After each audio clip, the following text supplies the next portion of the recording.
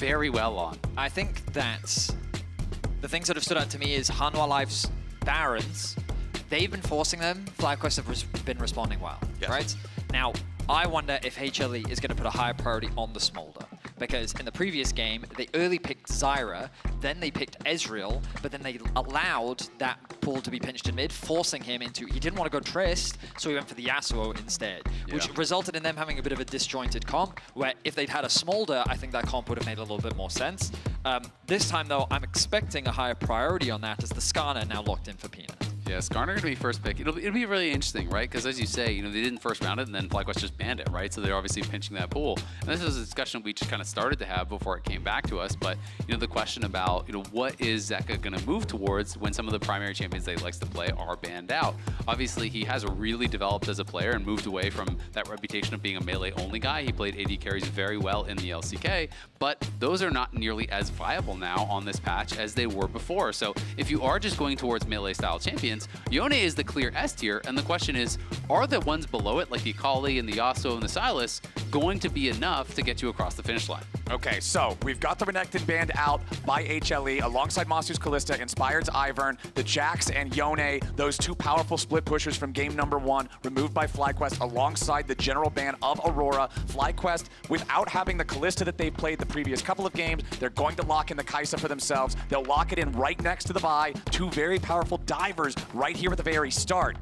Oh, this could just be Xayah Rakan, honestly. The Lights Rakan is absolutely insane. I would be pretty terrified, even just after these first 3 picks, if that is going to be the response, because FlyQuest are already showing the pretty heavy commitment to dive. Masu sometimes does go the full AP build, and you can kind of say, all right, you know, just kidding, we're going to play poke. But it is very tough to be able to dive in onto a champion like the Xayah, and if you do go Rakan, that's the Lights' best champion in my opinion. He is incredibly good at it. But it is instead looking like they might go towards a melee pick, and it is going to be a Sylas, so it is going to be another one of these melee-style champions. And I wonder, could we just be getting Quad going back to the Cassio and trying to play one of these abusive matchups into a melee champion? Okay, so remember, back a couple of years ago, 2022, when Zeka won his world championship, his muscles were being flexed. The left bicep was Sylas, the right was Akali. These were the champions that he earned his name on. And so now with this Sylas, it also makes you respect that champion in terms of the ultimates you're drafting for yourself on FlyQuest's side. But Quad is saying, okay, Cassio's the call. Yeah, and Cassio, obviously a solid ultimate to steal there, but it's not like these are the best ultimates ever. Killer Instinct, not that useful. Vi is kind of so-so. The Cassio ult is kind of so-so. There's not any of those S tiers for him to take away. So as long as FlyQuest aren't just randomly drafting, you know, Nara, Mumu, these kind of champions that are giving you that really powerful ults, I actually feel like Sylas can struggle in these situations. So Zeka definitely defaulting to comfort, but the question is, does this actually fit well in the context of the draft? Well, if we're talking about things that fit into the draft, you guys were talking earlier about Xayah Rakan. Rakan, the first ban for FlyQuest. I think that's exactly the right choice. Keep that away from Delight. Keep that duo from the Xayah. And immediately, Hanwha Life paying some respect towards Whippo's Olaf. Even though they set it behind so massively last game, it still showed up huge. And I think that was so impressive from Whippo to be able to battle back and make something happen on that. But I do kind of wonder, you know, why you wouldn't have just gone Rakan on 3 when Sylas has not been prioritized or banned at all in this series. You probably could have just gotten that later in the draft. So I do think, you know, it is worth questioning. Why not just go support on 3, get this incredibly powerful duo, and your support is best champ? Well, the problem is they're going to concede the Ral, and I mean, what do you even bring? Maybe Braum? Maybe Braum? Yeah, I think they'll go with defensive champion. I think it'll be Braum. I think there's the other possibility is like, I mean, you could go towards Nautilus as well, but I think Nautilus could really struggle in this draft. Yeah. Yeah, I'm not sure. I mean, they banned the Leona away themselves. I think it's Braum or an Enchanter. But we'll see where he wants to go. I mean, you can still go just towards engaged champs and say, you know what, I'm just going to kind of like outplay the Miasma. I'm not going to really have to worry about that. Poppy obviously was pretty effective last time. It's also and there good is, you know, Rel, Vi, and the ultimate, the Killer Instinct as well from Kai'Sa can all be interrupted. So definitely a lot of playmaking there. Yep. Oh. It's a dash. It's just a very long dash. Yeah, I mean, it's very fast too. Yep. Fair, fair, fair. All right, well, let's see how Hanwha Life ran out their top side with the Jax ban. I think this was also smart from FlyQuest, something that we've just been seeing at Worlds be a popular safe blind top. Maybe the Cassante is the answer, in which case Bwipo will have something to it. He'll go Garen if he goes Cassante, because Cassante, I think, really struggles in that matchup. You know, you go all out, you put yourself low. I think Gnar is way smarter as far as like a safe blind pick that can't just be abused here. The question is, what would Bwipo go towards? When you think of a lot of kind of the standard picks that are considered counters into the Gnar, it's not really the things that are in Bwipo's wheelhouse. If you're like, oh, you're going to go Aurelia or you're going to go Kennen, that's not really what he likes to play. So Sion, I do think, makes a lot of sense here. This is just a really beefy champion that can kind of get in the face of the Xayah, of the Sylas, and really make their job difficult. And we'll see what they can get done. So, important things to take into consideration here. Hanwha Life have taken an approach of comfort, right? Zeka on the Sylas, you already talked about it, Flowers. It was something that we saw very prevalent in his World Championship run. Doran is picking his most played champion throughout his entire career. Like, he has to blind pick something. It's something that is very safe. And also, when you kind of look at their composition as a whole, it's very well-rounded. It's got good skirmishing. It's got solid team fighting. There are decent ultimates you can steal, disengage. It's good against the anti-dive. Oh, sorry, it's good against the dive that's coming through from FlyQuest. So kind of like, it's very broad and covers many aspects, even if it doesn't necessarily excel in one specific way. But you know what? The more I look at these drafts, I actually think FlyQuest draft is enormously better. I don't even think you have to play dive. I think you can play for counter engage. Right. You have 4 of these melee champions into a Cassio here with the potential counter engage from the Rel, with the Sion that's just kind of creating space and making it so the Xayah can't really easily follow up. I actually think FlyQuest not wrong. And he has not really been in a position to get proper support from Inspired.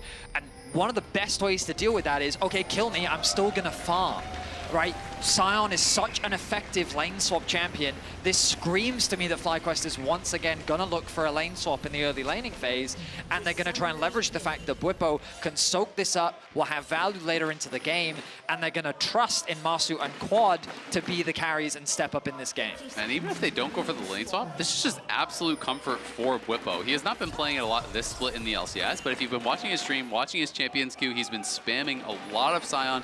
He loves going these more kind of bruiser aggressive builds with things like Sterix and sometimes even Titanic he'll go towards. We also saw him play it in their first game of Worlds against Gam, where he dominated. He was, you know, very, very effective in that one. And if you guys are talking about, you know, if you're this FlyQuest comp, you don't have to play the dive, you can play for counter engage. Sion, I feel like, can be a very effective champion at that, because not only are you the brick wall, but once they finally punch through you, they have to disengage again just to get away from the dead body because it's so powerful. Exactly. I mean, it's really tough, right? Because when you're looking at the comp, you know, damage profile-wise, you know, from HLE, it's really just kind of this 2-threat comp. It is about Zeka and Viper. And sure, even if Zeka gets in the backline, that's great. But if Viper can't access because the Sion is standing in between you and the rest of the team, it becomes very, very difficult. And you called it, Vedi, it is going to be the lane swap here. So the thing that I'm really curious about here, and I'm sure something a lot of viewers are also wondering, HLE has been playing a lot more fast and loose, a lot more disrespectfully than I think people would generally expect them to play.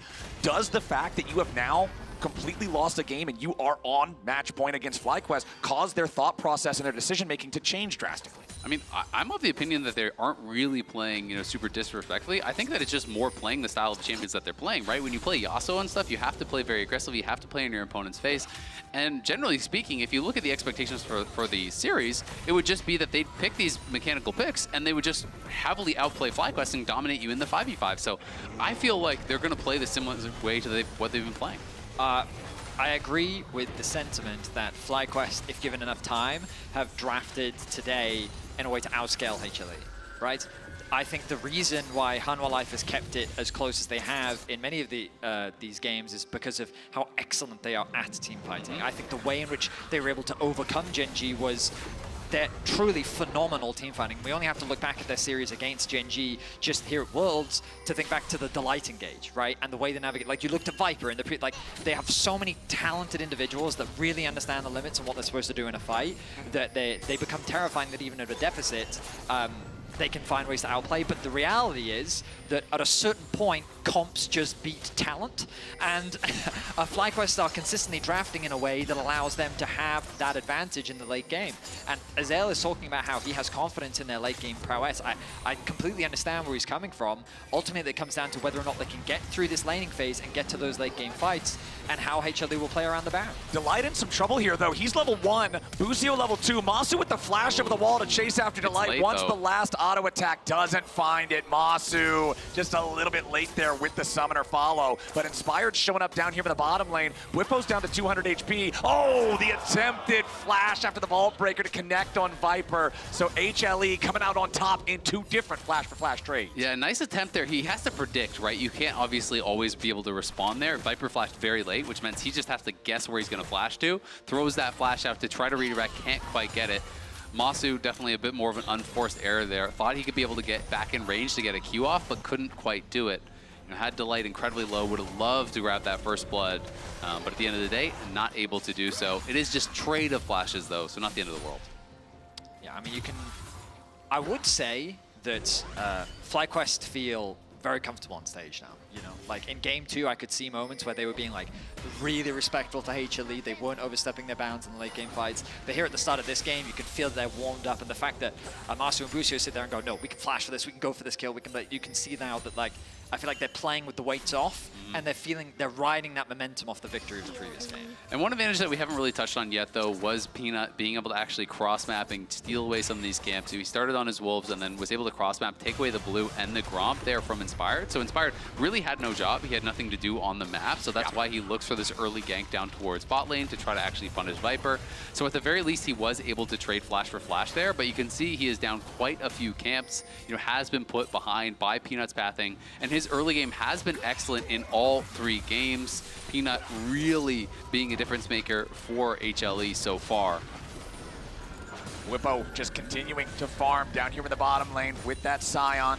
Just wants to make sure he's stacking up as much extra health as possible with the Soul Furnace. It's something that you got to keep in mind too. The ability for this champion to generate so much free stats with the health stacking can turn him into an absolutely unassailable wall if they can scale to that point that we're already talking about. As Doran has to hop away, Lucio again threatening that Gnar, making him back up, making him play respectfully. Still a slight gold lead for HLE here in the early game. Quad continuing to farm up, has not been pressured on this Cassiopeia in the early game like he was in game number 1. So we're off to a slow and steady early game. No major advantages gained on either side. And interestingly, it was FlyQuest that kind of maintained the swap for the longest time. They've still got their bot lane on the top side, but now Hanwha Life, knowing that the Grubs are spawning, have swapped their bot up towards top. You have to be careful playing against Xayah this early on. Those feathers pack a serious punch. And so I wonder if FlyQuest is going to respect that and instead prioritize the Dragon. Keeping my eyes, it looks like Inspired is heading towards the bot side of the map. And honestly, for FlyQuest, trading is the right choice. If your gold is even, you're winning this game. You heavily outscale, I think, in the 5v5, and I don't think there's massive side lane threats unless Zeka or Doran gets super fed. So for FlyQuest, you don't need to risk going into a dicey fight. You don't need to go for a 50-50 fight. Just play cross-map and trade objectives. Exactly. That's what they're doing right here. They know that Hanwha Life is more interested in the Grubs. They will concede that entire trio, but instead Inspired immediately ready to jump into the Drake pit, claim that first Drake, Hex Tech Drake, so it means there won't be that super valuable Hex Tech Soul, but Zeka now has to retreat away from Quad back here in the mid lane. No ultimate expended for either champion, but Zeka does lose out on the HP trade as Peanut is again working his way into the FlyQuest jungle, steal away this buff from Inspired, steal away these camps, make it harder for Inspired to find something to do. Great play from Peanut, just good awareness, knowing that the Dragon indicator showing where Inspired is on the map, and a stacked wave means that this FlyQuest duo can't contest the red buff, means it's an easy steal for him. And Peanut did just hit 6 there as well, so Inspired will come up, will be able to clear his Krugs, but then he's going to get the bad news. At least they do have a ward spotting him in Tribrush, so they know he's around, and if Peanut were to look for any sort of a dive, Inspired is close enough to respond, so I don't think HLE will go for anything. Again, Peanut just taking this slight advantage. Is going to be ahead from that early game, obviously gets more experience as well from the Grubs, and is pretty happy with how things are going, but Whippo definitely in his comfort zone here. If Doran is not ahead on the Gnar, it is very hard to pressure Scion. Yep. You know, you get enough levels, you get enough armor, and all of a sudden you just kind of become this brick wall that is so frustrating to deal with. Yeah, he's chilling. He's got a wave, massive wave, piled up towards him. HLE clearly trying to leverage the fact that their 2v2 is winning, and Xayah is so much stronger in the early game skirmishes. So Masu going to fall a little bit behind in terms of farm. You can see that gold discrepancy slowly starting to build. Overall, though, FlyQuest. Gage, Busio, Shattering Strike into the crash down, but Peanut is here. He's got the Impale, and this is surely first blood for HLE, and they're putting it on the dude who wants it most. Viper's getting paid. And Peanut again finding these plays. up towards the top side, this time getting Viper paid, who had such a strong game last game on the Ezreal. Was almost 1v9 in that situation. He did something like 45,000 damage, 1,200 DPM. You know, was really the big hope for HLE in that last one, where FlyQuest could get to a lot of the other carries and burst them down, but they couldn't really get to Viper. And he was doing such a good job in these skirmishes, in these fights. And again, now on the Xayah, set up for success here.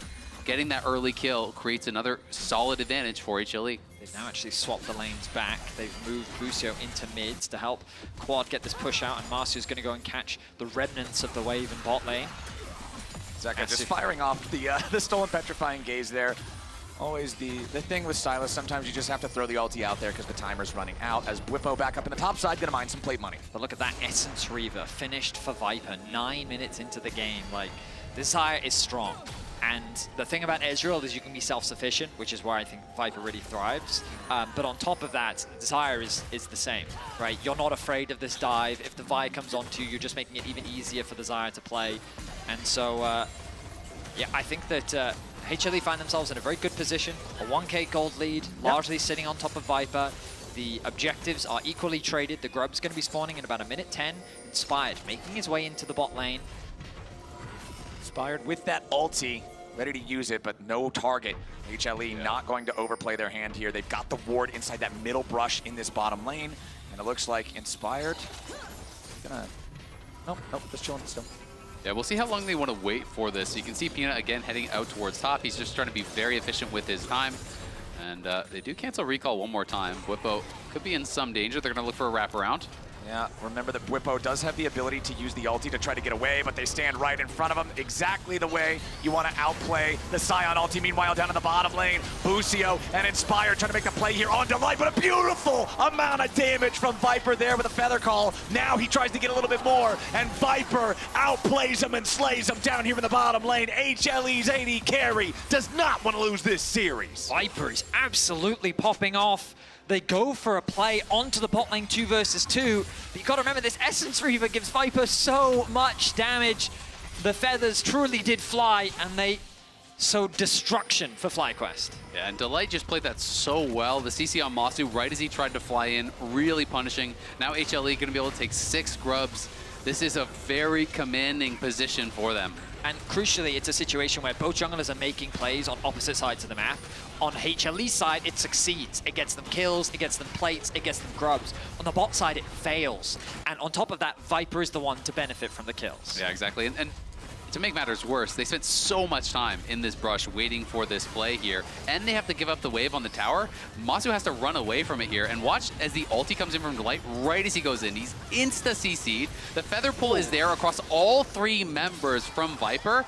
The timing on the ulti was perfect from Delight, and even though it's a good flash from Viper to avoid the redirect on the ulti, it just doesn't really matter. Delight and Viper couldn't have played that better, right? You're in a 2v3, you come out on top, the knock up into the 3-man Blade Caller is just ideal for Hanwha Life. Now up almost 3,000 gold, 12 minutes into the game, plus 6 grubs. Insane start for them. And to add insult to injury, the kill went over to Busio.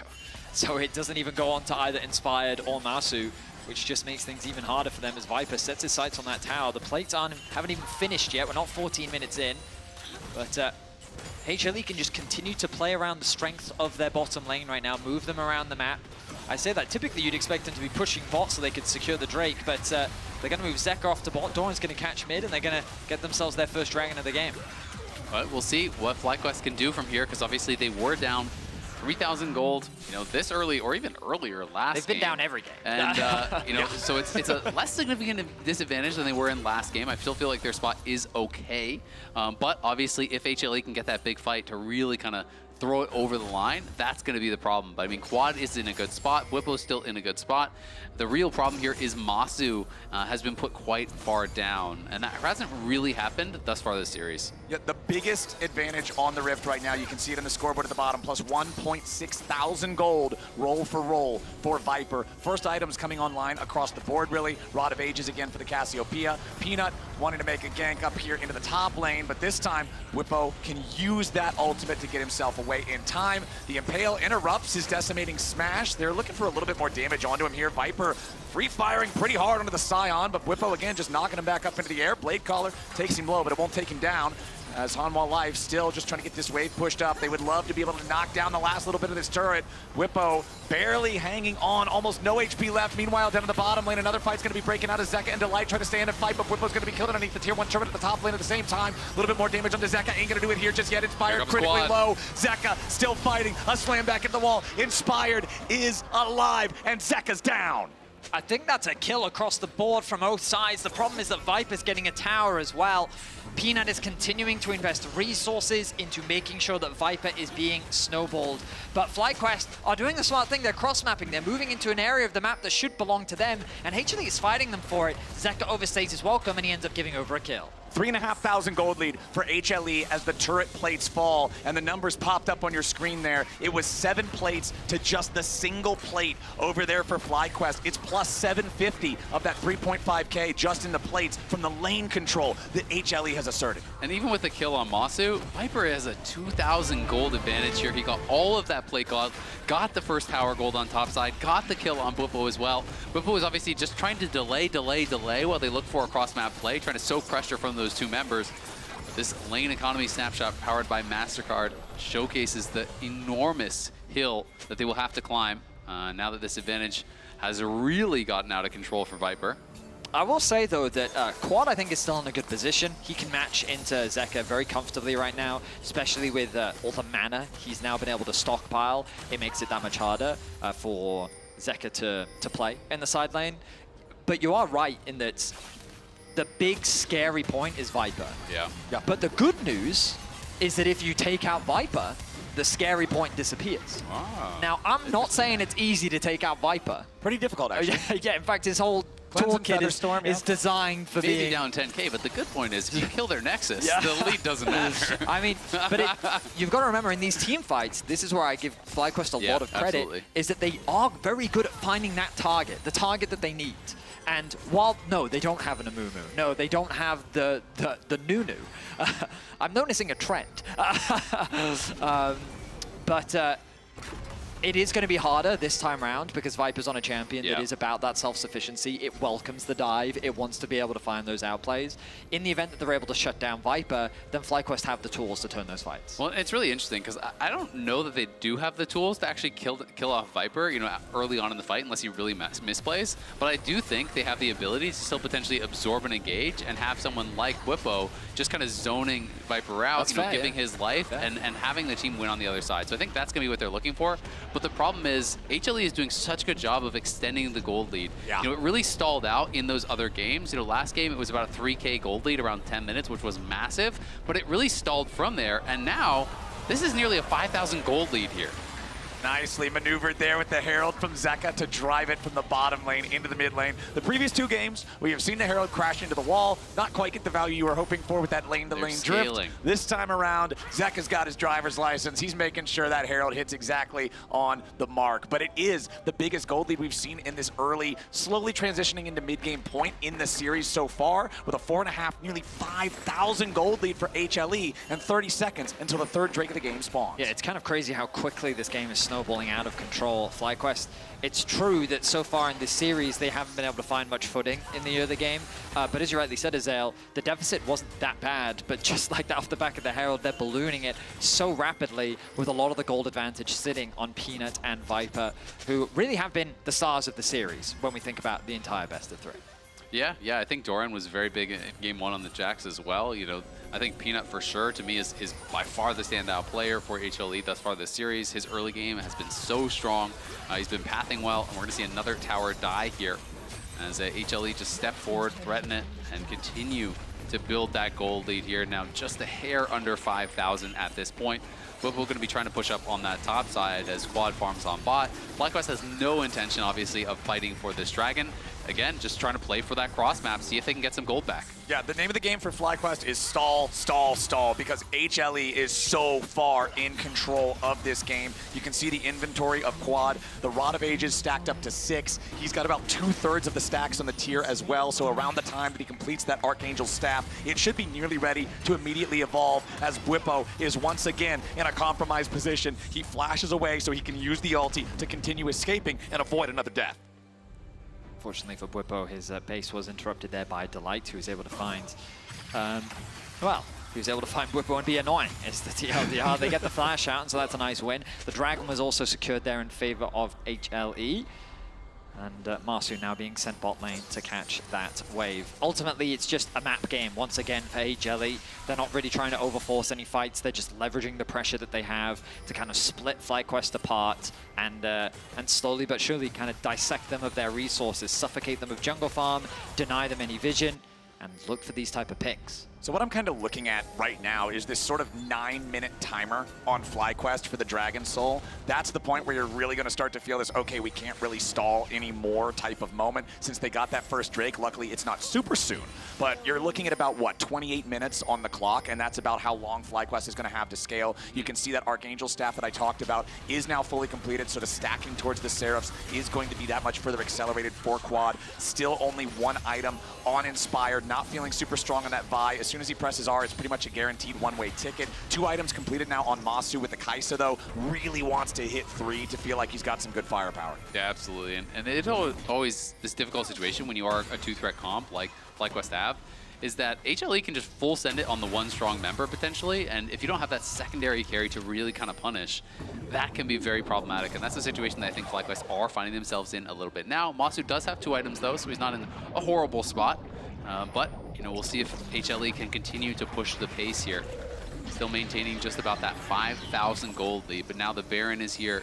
This is really on the precipice for FlyQuest. If they can hold on, win a team fight, you know, they can pull it back, but one good team fight from HLE and this game is probably going to get out of reach. I mean, the good news for FlyQuest is this first Baron so far has been the turning point. So all you're relying on is HLE to force the objective. And for what it's worth, I don't think HLE's Barons have ever been like a wrong decision. I genuinely think that FlyQuest have just been outplaying HLE when it comes to the Baron setup. Perhaps you could question the one of like doing a Baron in the face of a Nunu. That one probably was a little bit more questionable. But ultimately, FlyQuest have been better at punishing the Baron setups and starting. So we'll see if FlyQuest can do the same thing here in Game 3. Well, if we want to talk about good things for HLE, let's talk about Viper, plus over 2,000 gold, Essence Reaver, plus Navori Quick Blades, both already completed. You can see also building towards the complete evolution of the Last Whisper as well. He's almost on 3-item power spike. This Xayah is an absolute monster. You can see Bwipo trying to answer that as Delight will be forced to flash there. Bit of an ambitious ward he was going for there, I will admit. Inspired looking for a collapse. They may try to see if they can get something more, but not going to fully commit to the play. Yeah, Bwipo obviously is just going to be fully stacking armor. I really see his job as basically walking at Viper and trying to make Viper hit only you while your team plays a 4v4. And we'll see if he's going to be able to actually get into a good position to really try to accomplish that, because you know, Zeka versus Quad, that's pretty even, and we'll see if they can find any sort of a play here. Yeah, because the argument that you're proposing, right, is into a Cassio, front to back is great, right? She's just going to melt any front line that comes into her. And so when you have Rel plus Sion, you don't have to, this is what Azale was saying in draft, right? You don't have to overforce this dive, especially into someone like a Xayah. Instead, you save those ultimates for later on into the fight, where maybe you can catch a straggler who's off guard, maybe you can burn a flash and then use that on that target. There are options the FlyQuest have to approach the fight. And that's always the risk when you play a 4 melee comp, is that you just naturally stack up, right? As you're trying to target someone, and then that can mean form in, you know, Cassio ult or a Rel combo. And in some of these situations, it'll be interesting to see how Inspired plays it, but like, I don't know how successful it's going to be throwing that ult on Xayah. We have HLE on Baron. Yeah, HLE's starting this one up. They know how powerful their carry is. Now with Immortal Reminder fully completed. Down there in the bottom lane, Bwipo having to back away from Doran at the same time. HLE unchallenged in the Baron so far, but now FlyQuest trying to step up. Delight here in the very front. They try to jump in. Inspired wants to go after the Poppy, but it ain't going to matter a whole lot. Quad's going to get caught. Nice Feather Collar, but it doesn't matter. Viper's already down. Bwipo teleports into the fight, but so does Doran. It's a 2-for-2 so far. Peanut trying to get away. Masu needs to buy a little bit of time. Busio here on the front line, but it ain't gonna matter. Masu now in trouble. Meganar misses. Sidestep comes out, but the Proto Belt is still there. It's a 1v3 and Masu's done for. That's a nice fight for HLE. Yeah, they lost their Fed guy, but it took way too much from FlyQuest, and the remaining 3 men from Hanwha Life go right back to the Baron. FlyQuest successfully shut down Viper, but they had to commit absolutely everything to do it. With Zeka still alive, they were able to turn the fight onto Quad, and as Azel has been saying, when you have this 2 damage threat composition, if you lose one of those sources, your damage is cut in half. A promising start to the fight in favor of FlyQuest, but HLE close it out. Yeah, and they can even delay the Baron take there, so they got Baron buff on all 5 members. Some slight mispositions, some slight misplays there from FlyQuest, I do think made that fight a lot harder for themselves. Inspired gave Delight a way to E out. Delight had no flash from the earlier play. Watch as Inspired gets behind him. It gives Delight a way to actually get out of the fight. Had he not done that, it could have been a very different look. Then Quad flashes in. They all try to go for this play here. They do get Viper, but Quad is CC'd 100-0 by the stolen Vial, and then Peanut CC in on the back line. And Busio and Bwipo just can't buy enough space here for Masu. As soon as Doran is going to mega out, they know there's no shot at winning this fight. Just these slight differences really meant a lot here for FlyQuest. Yeah, the idea as well from, I mean, when Quad flashes in with the W and he connects it onto both Viper and Delight, you're like, oh nice, now they can't do anything, but that's the beauty of the Xayah ulti. You can just throw that up and you're completely safe in that situation while making that dive so much harder. FlyQuest now in a really tough spot. They're down over 8,000 gold, and HLE wants to end this game fast. They do not want to allow FlyQuest to try to scale to a point where they can come back into this game. Doran's going to be split pushing over in mid lane, while the remaining 4 players on HLE put the pressure on the tier 3 turret bottom. They've still got this Baron for another minute and a half, and they are going to suffocate FlyQuest out of the rift. 2 towers fall. They put themselves at Soul Point. They steal away all the jungle camps. 8.7k is the goal difference between them, and Hanwha Life, they recognize the failures of their previous Barons, and instead they use this one to turn and fight. And while the start of the fight did look a little scary for them, they're ultimately able to out-execute, and now they can play the map with confidence, knowing that they are the ones with full wallets as they set their sights on FlyQuest base.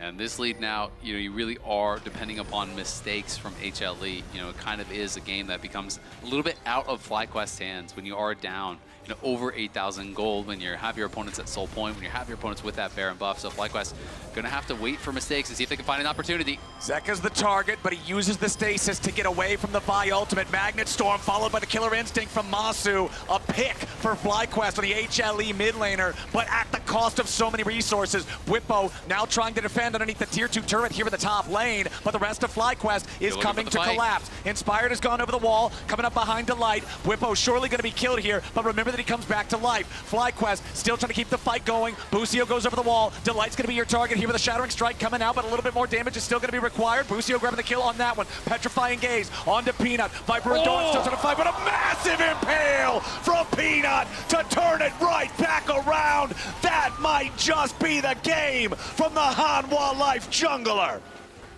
Quad is forced to retreat as Hanwha Life find a massive fight. Viper and Peanut do it once again. The 3-man ultimate into the feathers mean that the inhibitor will fall, and HLE set their sights on the Nexus. HLE on the victory march. FlyQuest did everything they could to try to stop it. They pushed HLE to a game 3, but you don't become #1 in the LCK for nothing. They're on to the Nexus turrets, and they want to end the game and end the series here. Doran down to about 1/3 HP as Zeka has to retreat now as well. Peanut trying to get away back through the bottom lane. He cruises through the wall. HLE heading back away. Peanut gonna try to execute to the turret. The shield to buy a little bit of extra time, but it still doesn't matter. Busio will get the kill credit. FlyQuest hang on ever so barely. Yeah, by the skin of their teeth, FlyQuest do hang on.